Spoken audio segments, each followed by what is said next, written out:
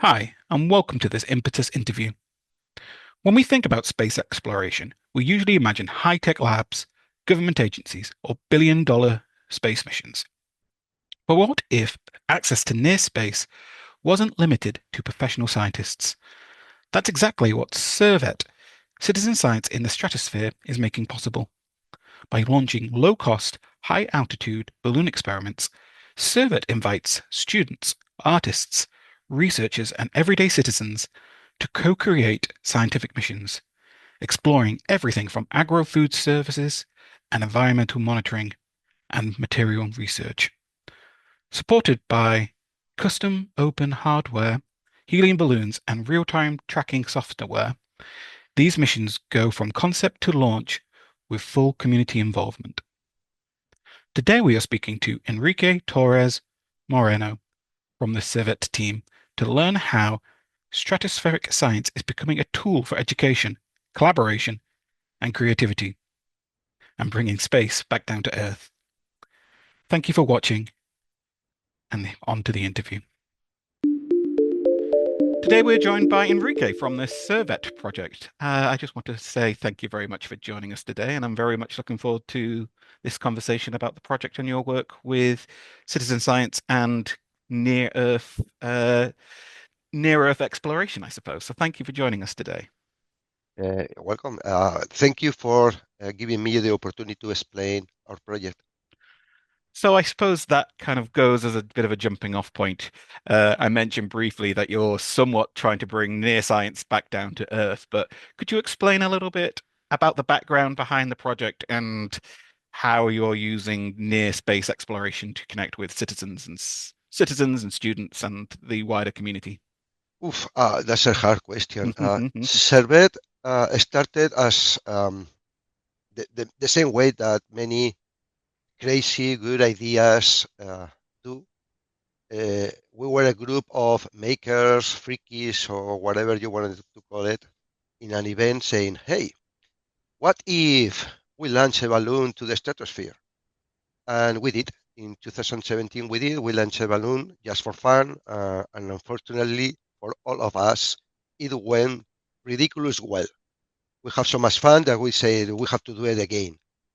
We posted it online, and people began asking, can I join? Can I send my experiment to the stratosphere with your balloon? And mainly, one thing that someone said that I wish I could have done this when I was in school.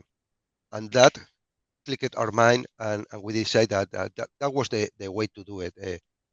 Why shouldn't anyone be able to send an experiment to the near space? It's not an easy task.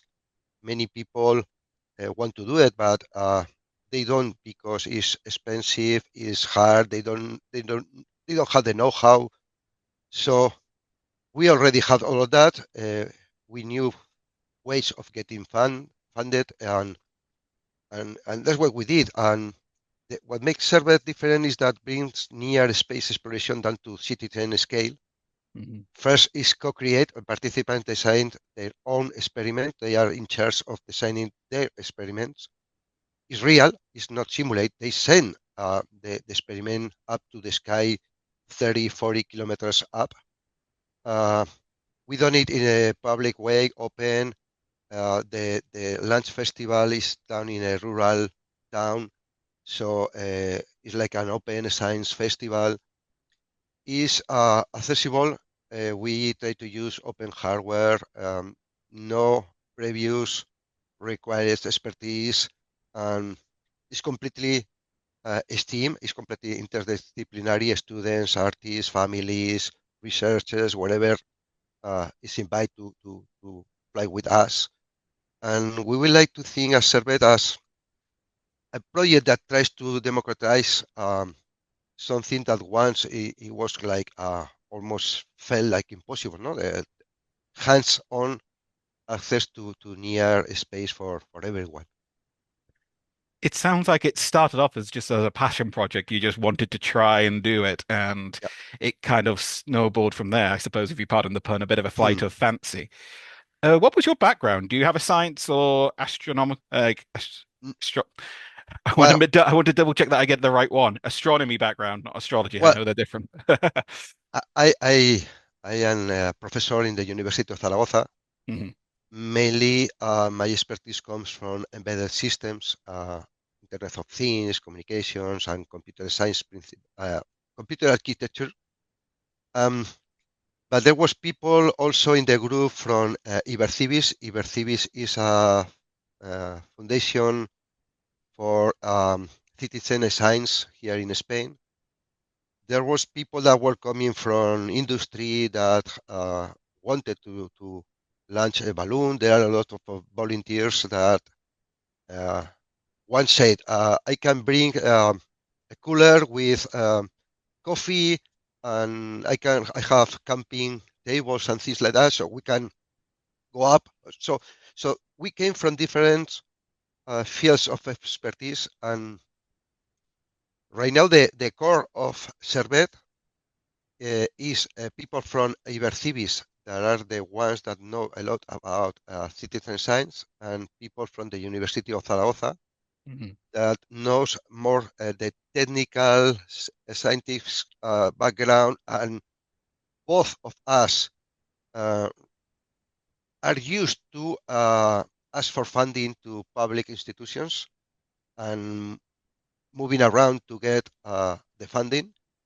And there are also a lot of volunteers that helps with all the stuff, all the preparation, all the things that have to be done to for the festival, for the lunch festival, for following the balloons and things like that.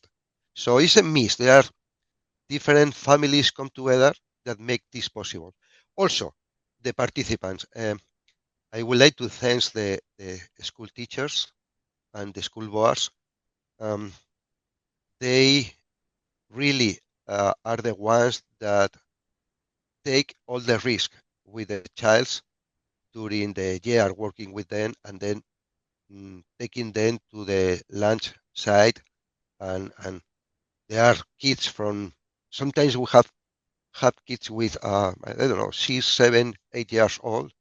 Mainly, usually they are for 14 to 18 years old, but you have to take them from, I don't know, Madrid, and take them to Zaragoza to spend a weekend, and also they encourage the way they do these kind of things. I used to be a science teacher. Well, I did the training, and then it turns out I wasn't made of still enough stuff to keep it to keep it Mm. going. But I fully understand like the flexibility that is needed to coordinate with students and just to arrange this very like it's a very one-off experience that would really be very interesting, but to combine that with all the background bureaucracy and facilitation that's required to get these schools involved. So I I very much appreciate the time that yeah you put into that, but also obviously the teachers as well. And it Mhm. leads me quite nicely to my other question. You mentioned in your introduction that you've worked with schools, but also with companies and rural communities. I'm just wondering if you talk about a little bit about how they contribute in this co-learning. You say they design some experiments and that sort of thing. I'm just wondering if you could just go into a little bit more detail about how that co-creation works and how you get these contributions all together. Usually, we try to find public funding Hmm. from different institutions, but the participants, we encourage the participants to first look for funding outside of the school, so the school and the parents don't pay for everything. We encourage them to go to make it public in the school, but also outside in social media and in local televisions, radio, newspapers, whatever, and also encourage to find uh, funding in companies around the school, not from the parents of the schools, but outside. So we encourage, we don't tell them you have to, but encourage them to get that the community where they are knows about the project and what they are doing, and try to find. funding. Usually, sometimes they get staff to make the experiments. Others they get teachers. Sometimes they get money to pay for the trip. So is different layers. The companies start more in the participants layer more than in the organization layer. We like to make it more open and try to find public funding because we understand that that way no one owns the project. Mm-hmm. It's, some, it's I don't know. It's more or less that the idea that if we get the funding from public institutions, the project belongs to everyone that participates. Uh, we have previous experience that if the companies are the one that pay, they usually try to make the project. I don't know. They. It's not the same project. It's a Sure. different project. It changes. And what sort of experiments have you done? Like, I assume it's a just as a clarification, it's a big weather balloon that you send up, and you have a logging equipment or like data Yeah, loggers attached. What sort of yeah. things are you looking at exactly? What are No, what are some of the experiments you've done so far? okay. The first launch, mainly we were trying to do the tracking of the balloon, knowing the temperature, the pressure, the conditions, the weather conditions where the balloon was flying, and getting the position with satellite um, by radio, different communication. So in the first one, it was more some kind of enthusiasts that wanted to do communications or following the balloons. Hmm. Uh, when we open it to the community, um, well, it's much difficult to say what kind of experiments we are doing. Hmm. We let every participant to be owner of their own experiment. They get fully creativity freedoms within two hard constraints. One is the weight limit. It has to weigh less than 300 grams. Hmm. And the other is basic safety and viability rules.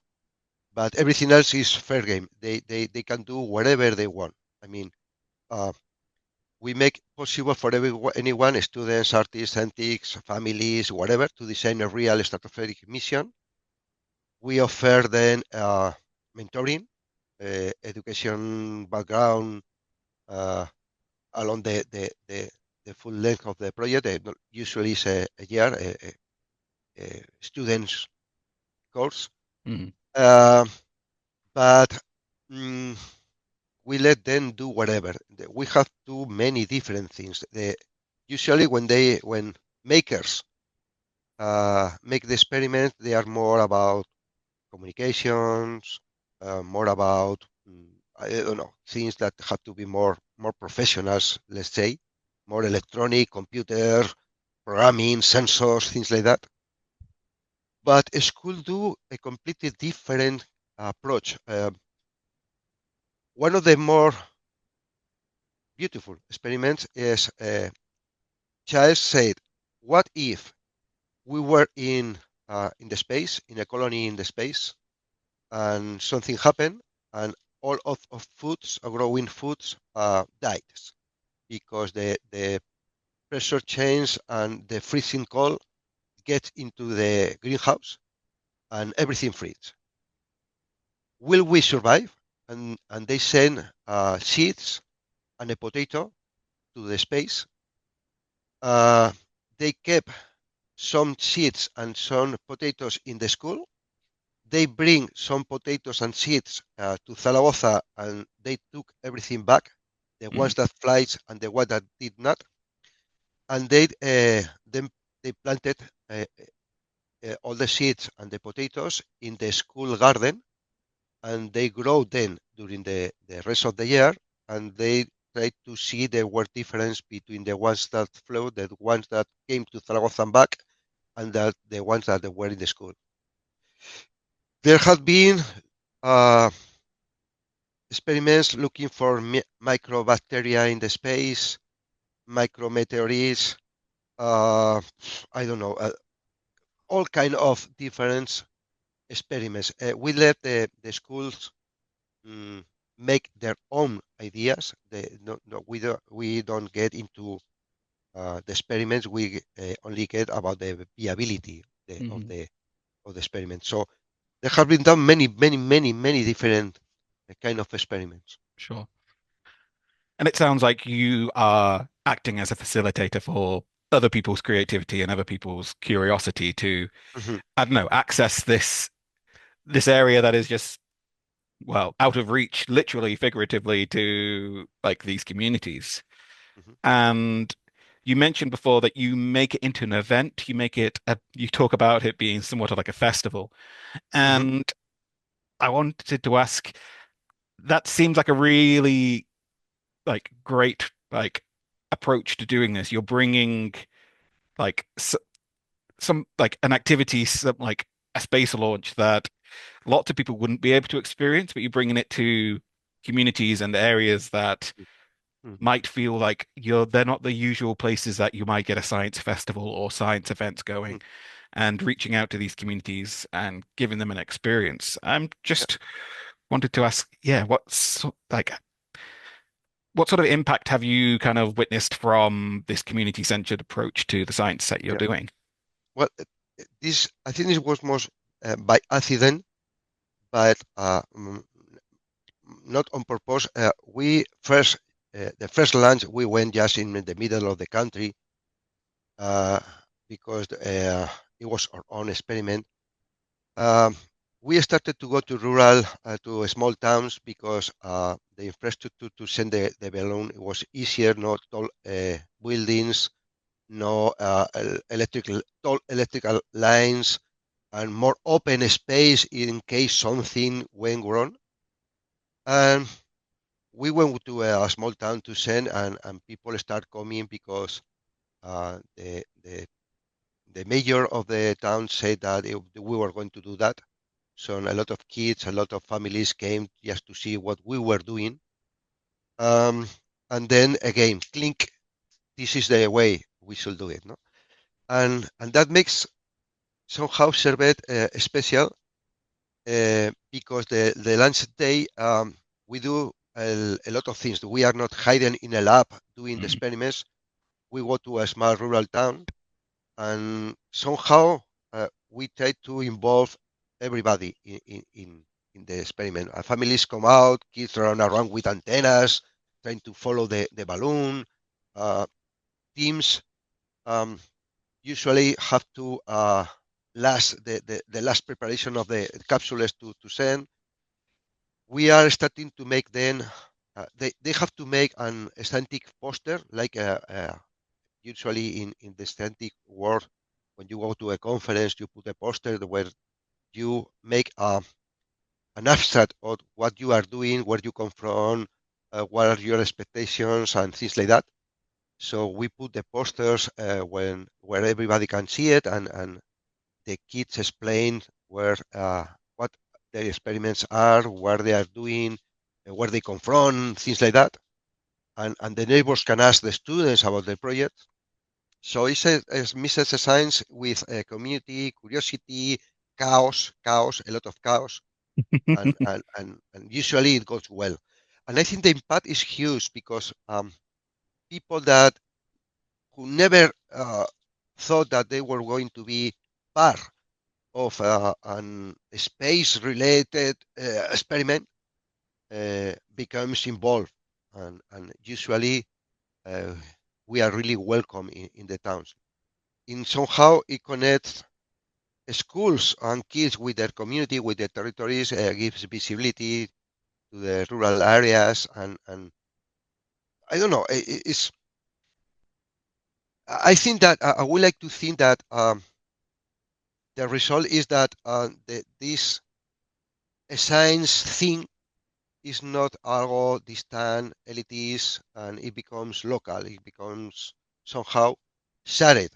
Uh, Mhm. uh, Usually, the people that comes are from kids to old people, that there is something different going on in the town.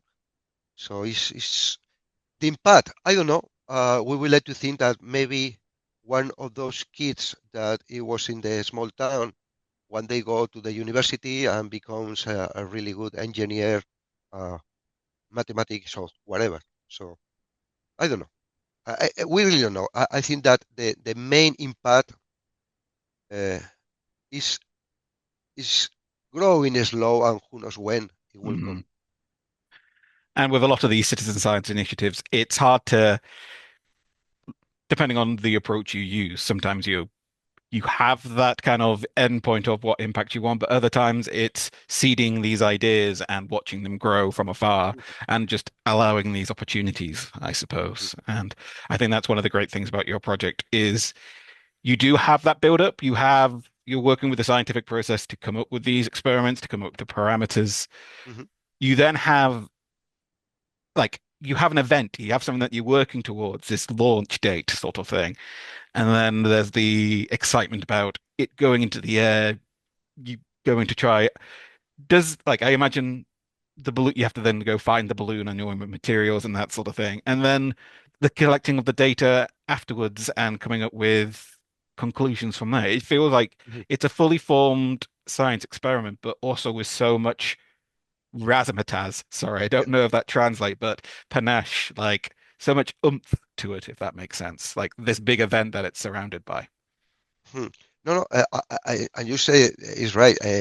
The journey of Servet starts with the idea, uh, then they build the experiment. Uh, we launch the balloon. Usually, we recover it with all the stuff, and they analyze what they have get. So participants start a question with the crazy ideas like, can we test this in the stratosphere? Hmm. Um, and then we say, it is safe. Uh, it will weigh less than 300 grams. And usually they say yes. And we support them uh, to build the payload with mentoring, tutoring, open hardware ideas, practical guidance. They do real engineering with the constraints, cold, temperature, mass, and these things like that. And during the launch weekend, we try to make all of the teams met, talk each other, and say what good they are going to do. Hmm. Usually, they have to finish the last minute things.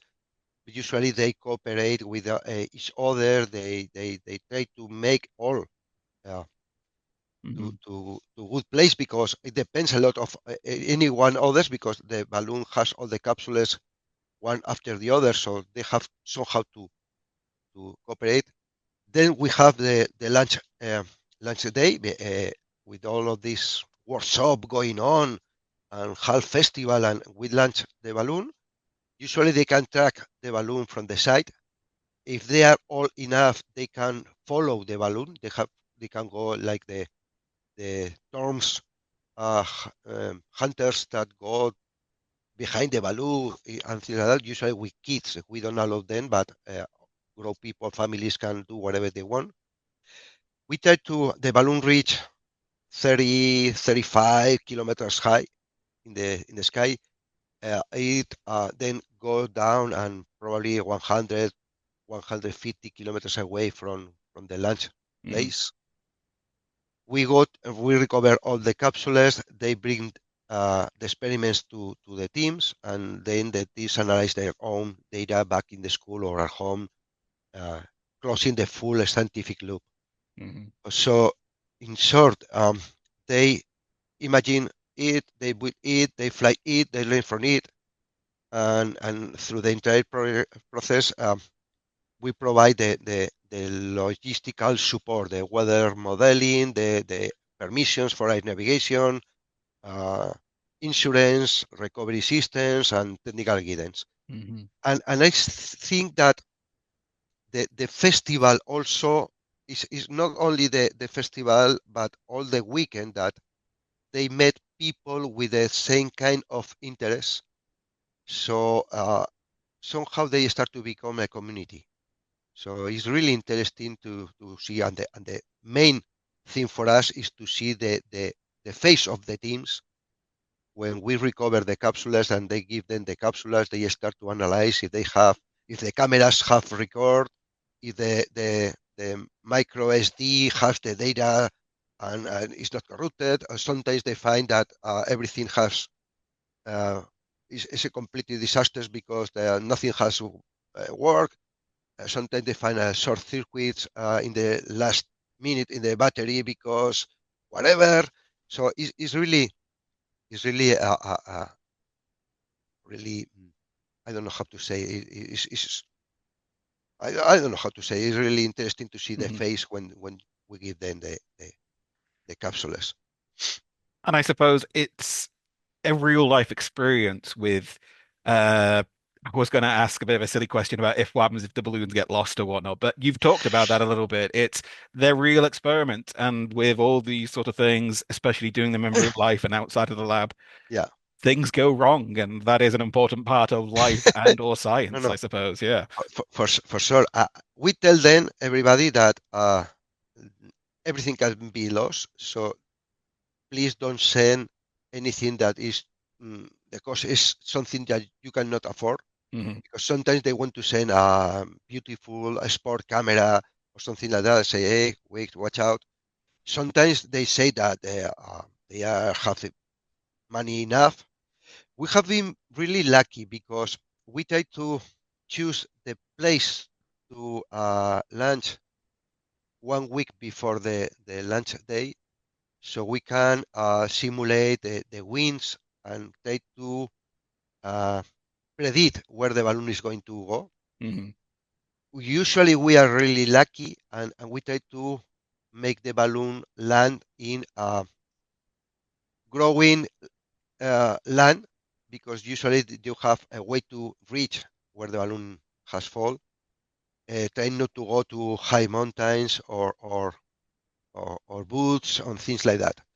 But we have lost a few balloons. One of them when all we don't know what happened. It was supposed to fall near Zaragoza, but I think that an storm, uh, rain, wet the balloon, so instead of going up, it started to going down, and it was not going up.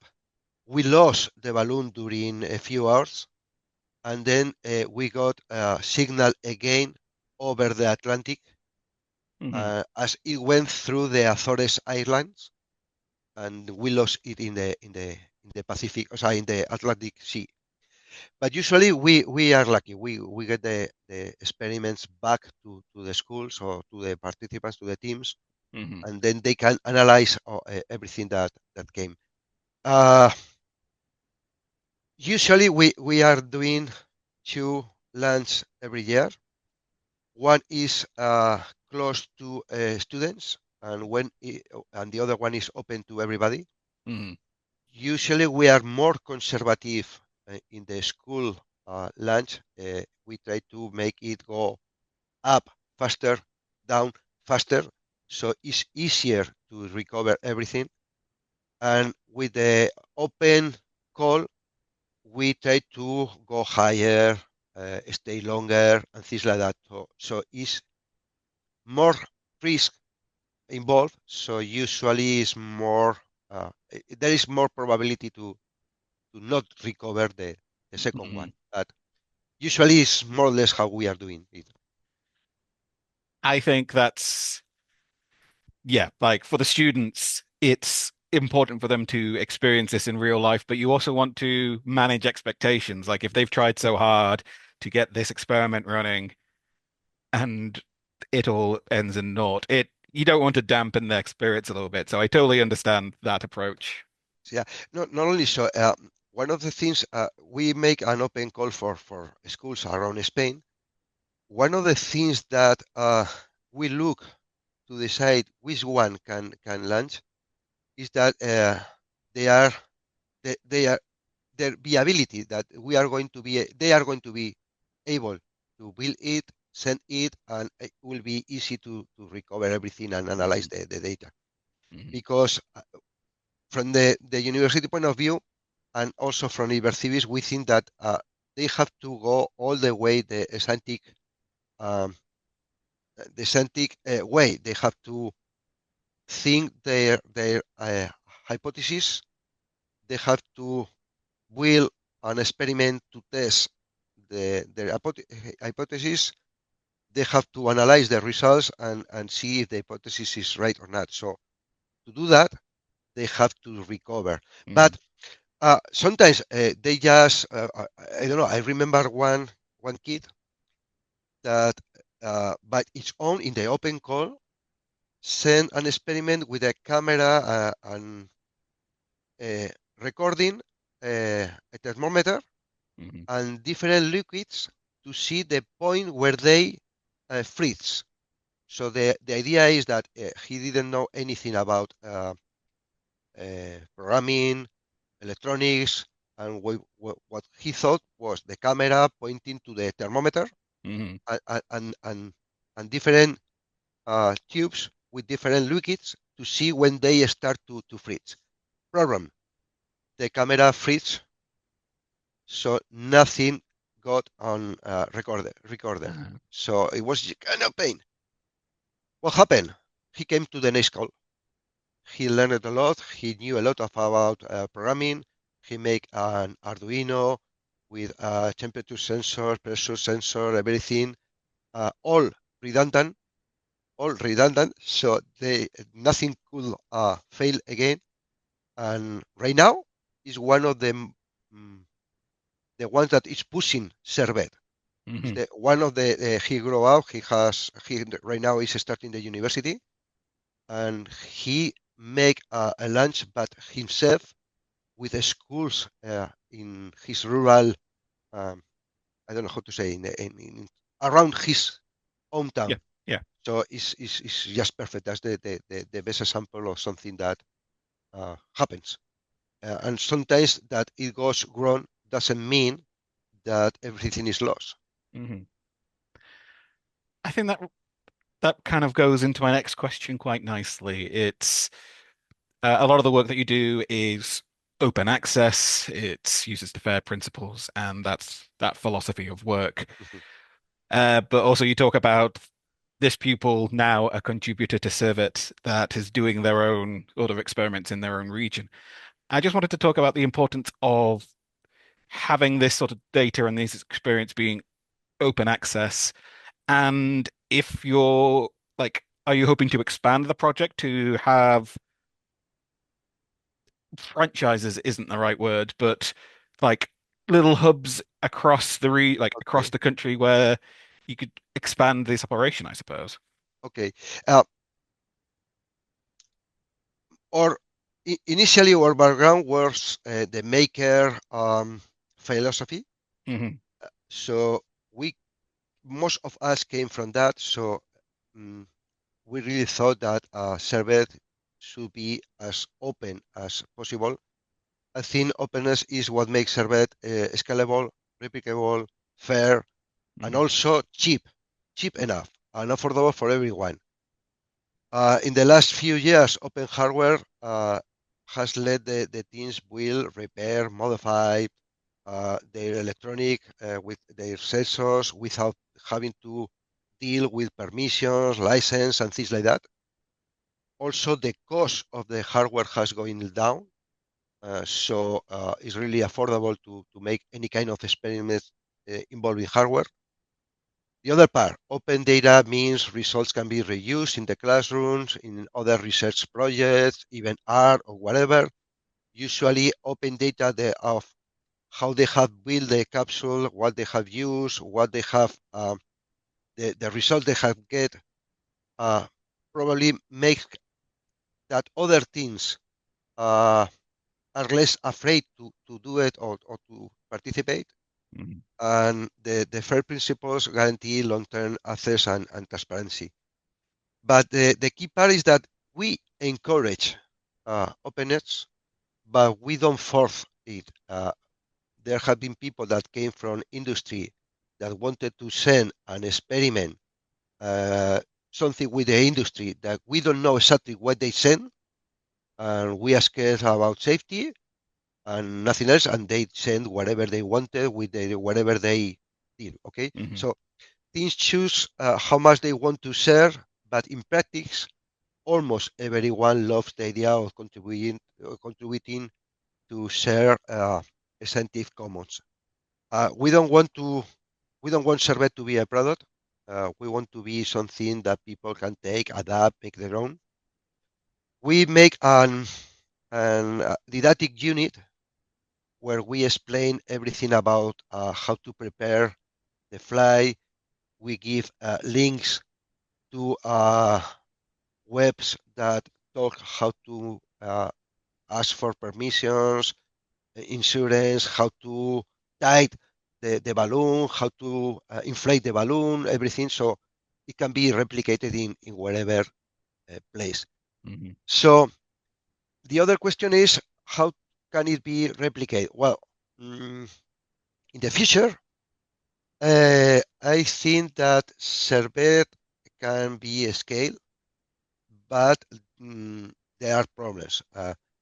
We have seen interest even from other countries with the idea of turning Servet into more global, European, or things like that. A network of stratospheric missions or something like that is really appealing for us and for everybody. There is a lot of people already sending experiments on high altitude balloons all around the globe, Europe and different places.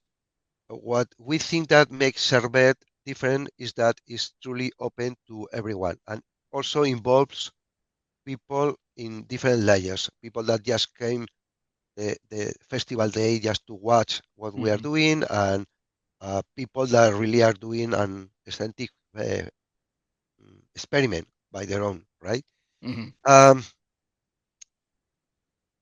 Yeah, imagine several countries launching the same day, the same weekend, comparing data from different winds, climates, latitudes, and everything will be fantastic. But we don't think that's the way, and it's not going to be possible. We really think that today, cost of the helium and the legislation are making it really harder to every year is harder and harder to commit, especially where to launch and when to launch. Weather dependency is huge. We depend a lot about the wind. If the wind goes in one direction, it can go to the Mediterranean Sea. If the wind flows in the other direction, it can cross cross-country frontier, and that's illegal. So you have to know where the winds are going to be. So you have to have a prediction of the wind before sending. So it's really hard to say today at 10 o'clock from this place. Okay. So I think that the way to go is in the opposite direction. It should go to a smaller local launch with flexible dates, opening a window of a week or a couple of weeks, so you can launch the best moment where you have some idea where it's going to go, especially doing in rural regions where the project makes more sense. The idea of scaling, the idea of making spin-offs, let's say more than is really appealing. In fact, the kid that I told you make a launch, and we helped him all the way to he asked for the permissions. Instead of doing us, we were doing some kind of mentoring to him to how to ask for the permissions, how to get the insurance, how to buy the balloon. So the things that usually were ours, we explained everything to him, so he was able to launch. And somehow, right now, we are thinking that the project could be something like that. We do some kind of partners. We can let people the parachute, the hardware to track the balloon. We can give people the mentoring about how to get funded, how to ask for the permission, insurance, and things like that. But that they make the project their own project. I mean, Mhm. that someone gets in charge of preparing the festival, preparing everything. So this is how we see that it can scale. I don't know I if think, I yeah. answered your question or I missed different No, things, no, but no. It was perfect. Thank you. this is the And I hadn't, well, it was in the back of my mind, but I wasn't sure if it was going to be brought up. The all the permissions and the logistics and the bureaucracy behind these sort of things, as you say, like if the wind changes direction and it goes into a different country, you're breaking the law, sort of thing. yeah, There's a lot of, yeah, I imagine that is quite a lot of work, just sort of getting all the paperwork sorted before you launch, I suppose. yeah.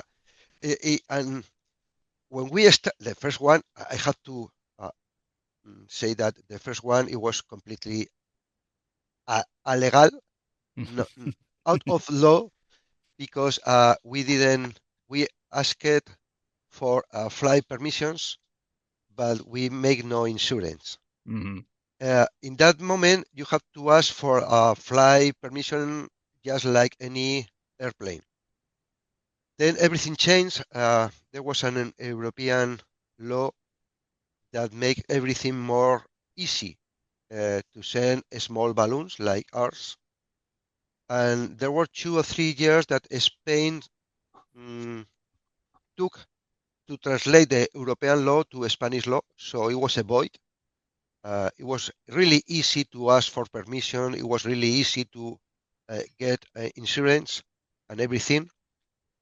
Then the Spanish air whatever make their own norm to how to ask for permission to send a balloon.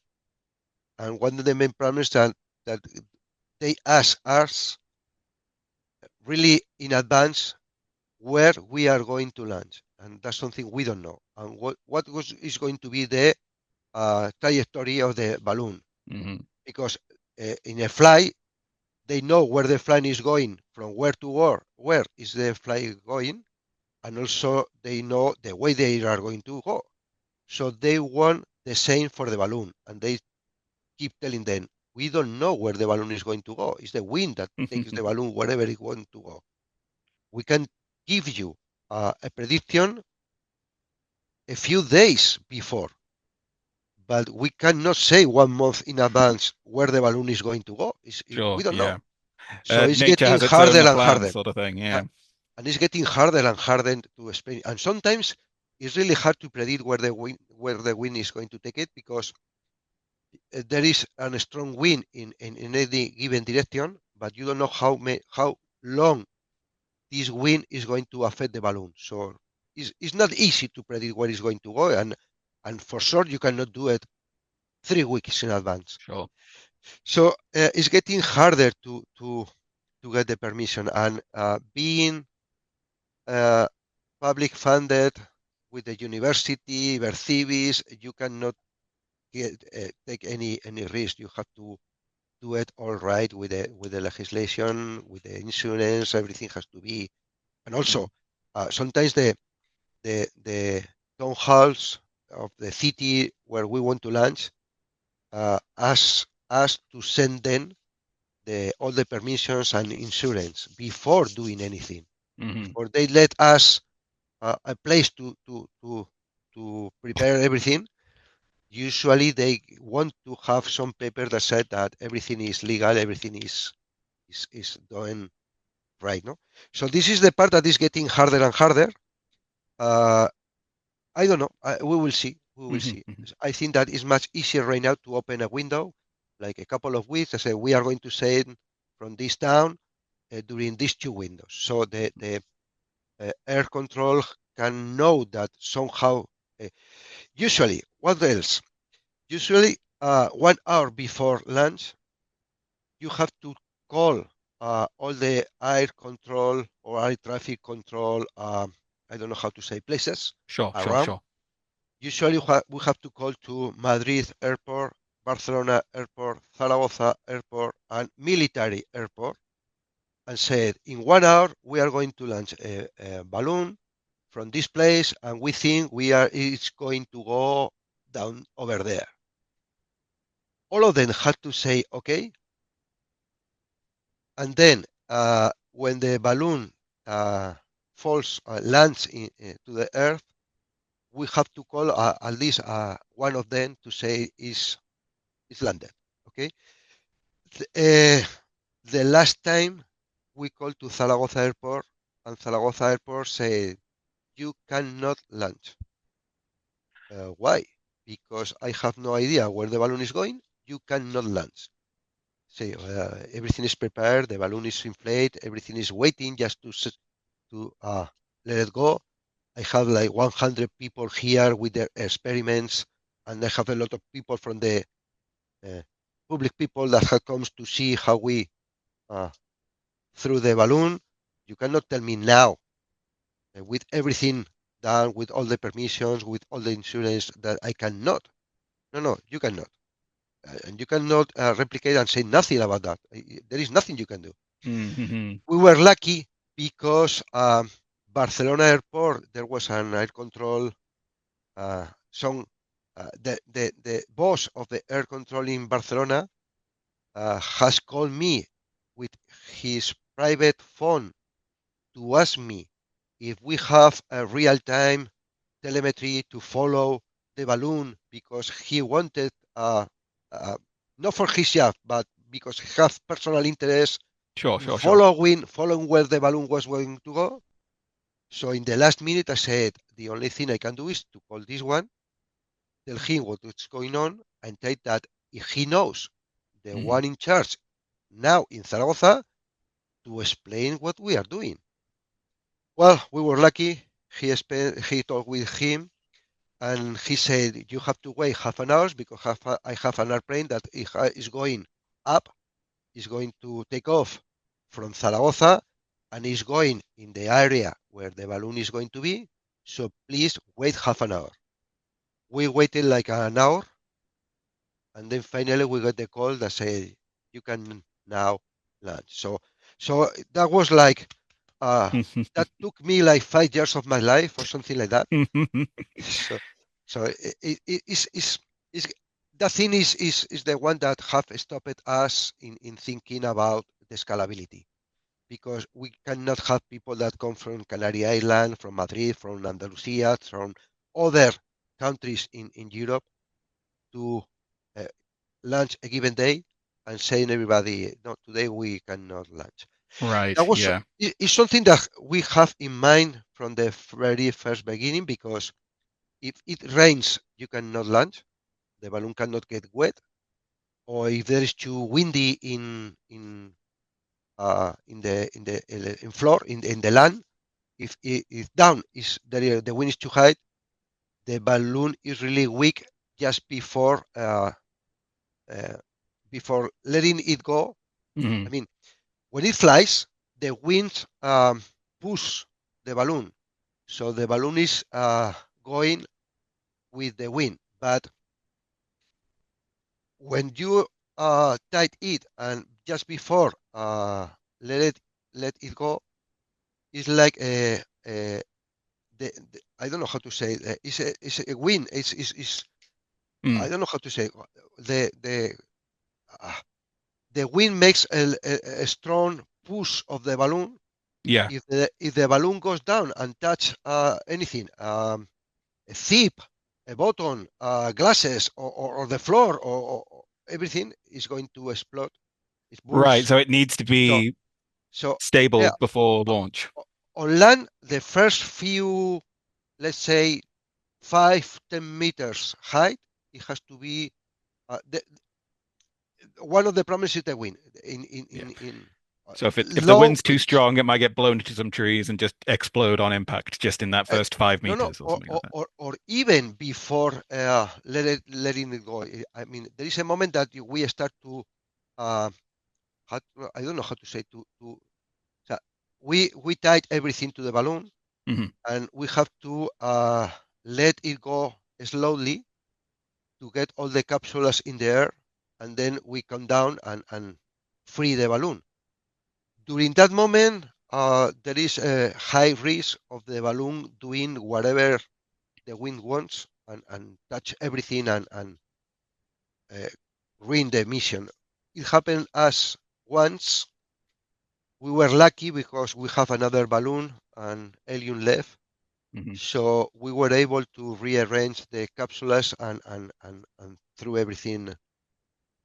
But really, the phase when the balloon explodes or bursts before uh, leaving it is something where I don't want to Yeah. suffer. Yeah.